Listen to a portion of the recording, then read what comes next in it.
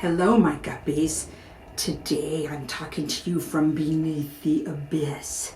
This is my friend Lucinda who's come to help me. This is where we tell the spooky stories, the scary stories. So if you're someone who gets scared easily, you might want to wait for another story. Okay, Lucinda, and also, instead of having a treasure shell, we have a treasure chest. Lucinda's gonna open and see what she can see. Oh, I can see there's money there.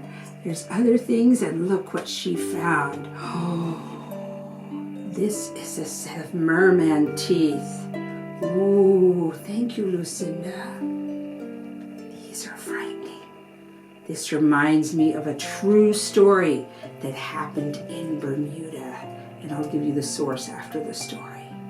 A woman, oh wait, let me tell you about where Bermuda is. Bermuda is right down in here in the Caribbean.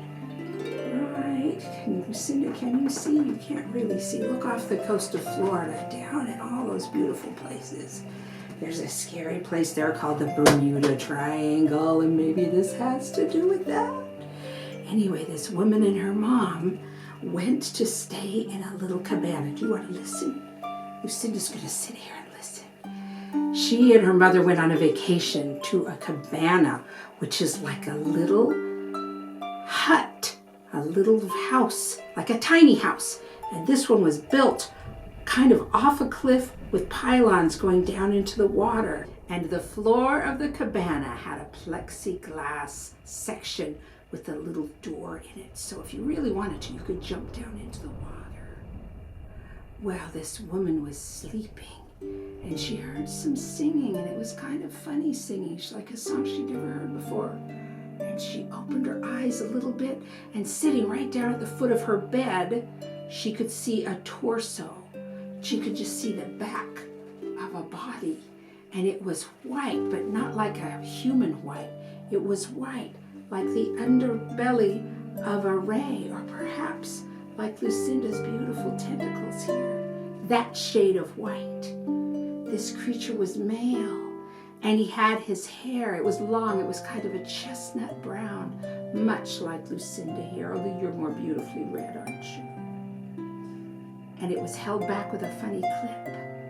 And when this creature turned to look at the woman telling the story, she could see that his eyes were very big and very black. And the creature seemed upset that she was awake, and he went, ah, and showed his sharp, scary teeth.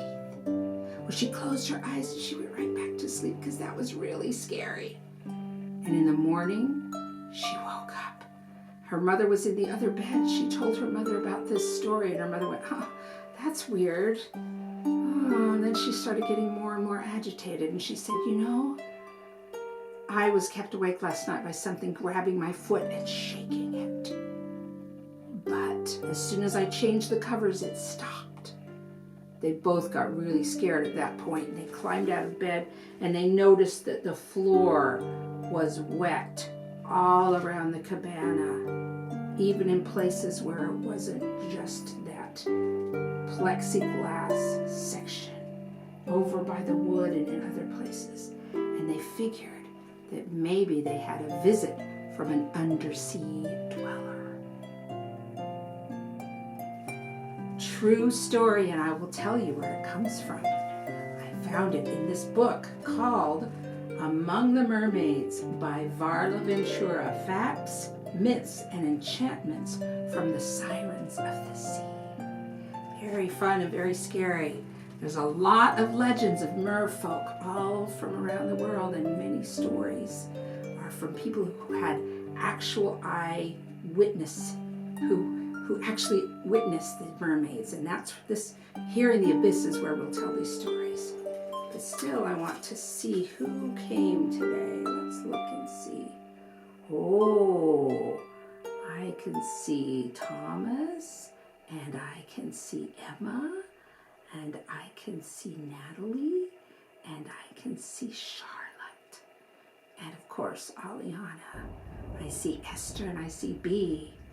Thank you for coming, and even though here I am in the scary abyss, there's no place on earth I'd rather be than with you beneath the sea.